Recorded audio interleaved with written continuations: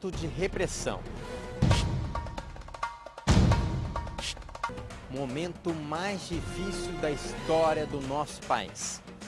Você vai reviver a partir de agora a matéria Ditadura Militar no Brasil. Não é por acaso, estamos logo à frente da Igreja Catedral da Sé. Foi ali que houve o maior protesto da história. Na época de repressão dos militares, a morte do jornalista Vladimir Herzog. Então acompanhe com a gente Ditadura Militar no Brasil. Quando eu cheguei em São Paulo, o primeiro grande choque que eu tive com a ditadura foi em 1975, quando eu trabalhava na Editora Abril, e a ditadura matou o jornalista, que é o Vladimir Herzog, que trabalhava na TV Cultura, casado, com filhos, e prenderam ele, levaram para o DOI-CODE, que era a prisão na época, e no dia seguinte ele amanheceu morto e os militares disseram que ele tinha se matado na cadeia. E era mentira, que depois foi provado que realmente os militares tinham matado ele. Então a minha grande participação foi nesse momento, porque teve a missa de sétimo dia na Sé. E a ditadura proibiu de chegar gente lá na igreja para assistir a missa. E eu me lembro que nós juntamos grandes turmas na Abril e saímos a pé.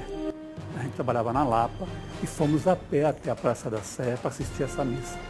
E conseguimos, mesmo com repressão, mesmo com soldados cercando a Praça da Sé, nós conseguimos assistir a missa.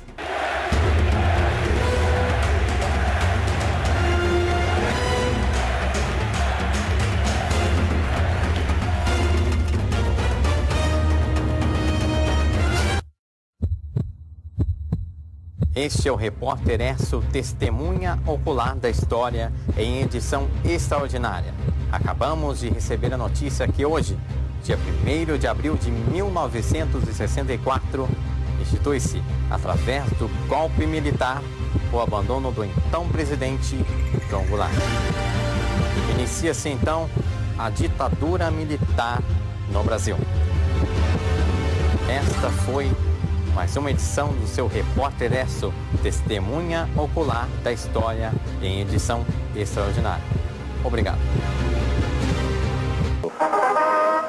Aqui fala o seu Repórter Esso, testemunha ocular da história, com as últimas notícias da United Press e da Agência Nacional.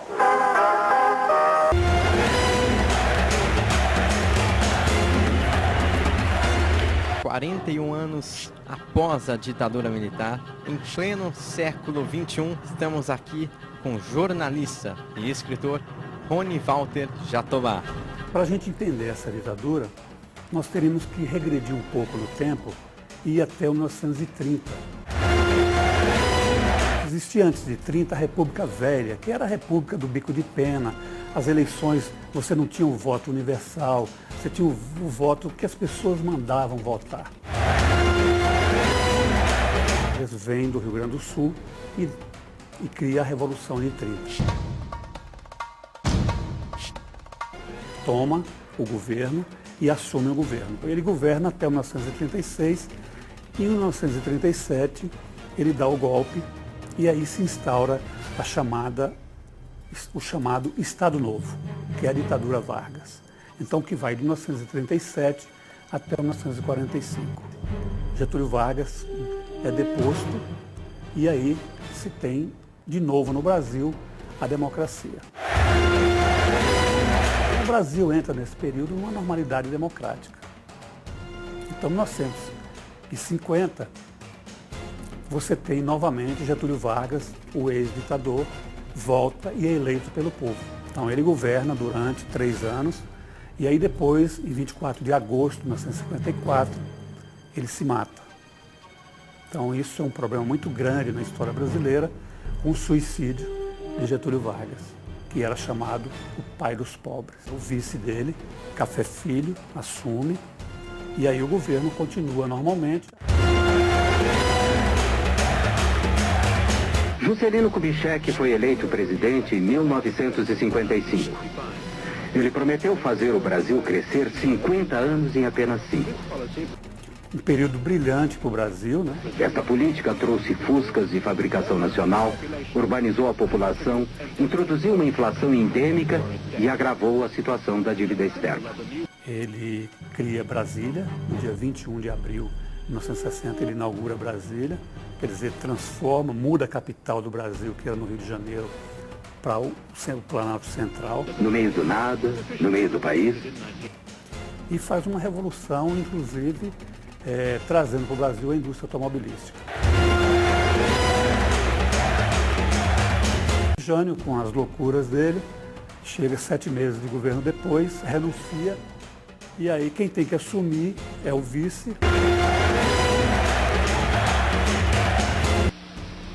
Já poderão então ser concretizada, embora em parte, a sua mais sentida e justa reivindicação. Em março de 1964, tendo como pano de fundo a insatisfação social, o presidente João Goulart anunciou algumas estatizações limitadas e uma tímida reforma agrária durante um comício público. Que não era bem visto pelos militares da época.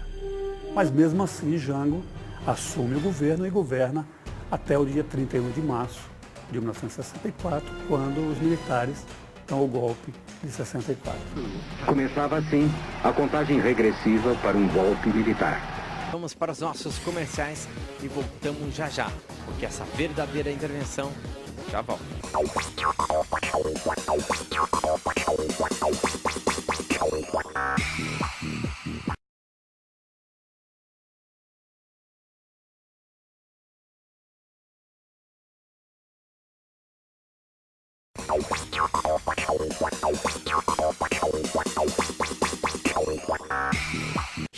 Bom, estamos de volta com essa verdadeira intervenção.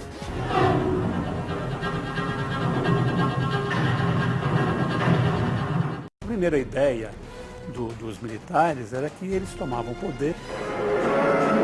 No Nordeste, como em todo o Brasil, de norte a sul, a Revolução Democrática vence. Tirava o Jango e o país se normalizaria e depois, em 65, teríamos eleições novamente. E não foi isso que aconteceu.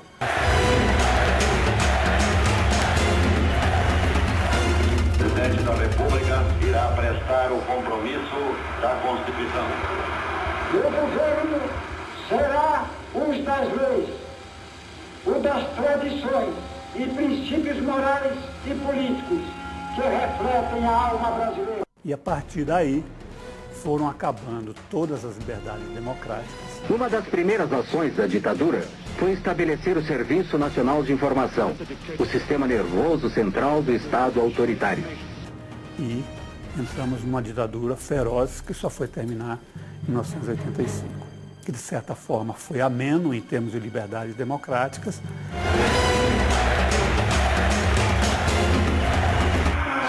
11h20 na capital do país.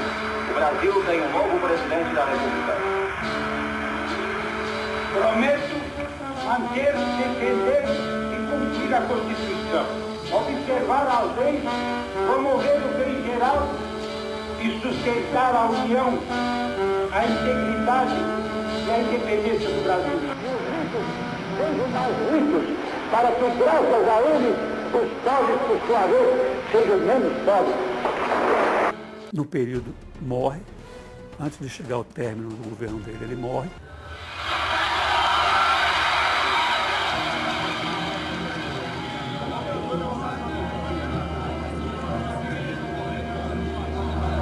E aí assume uma junta militar, né?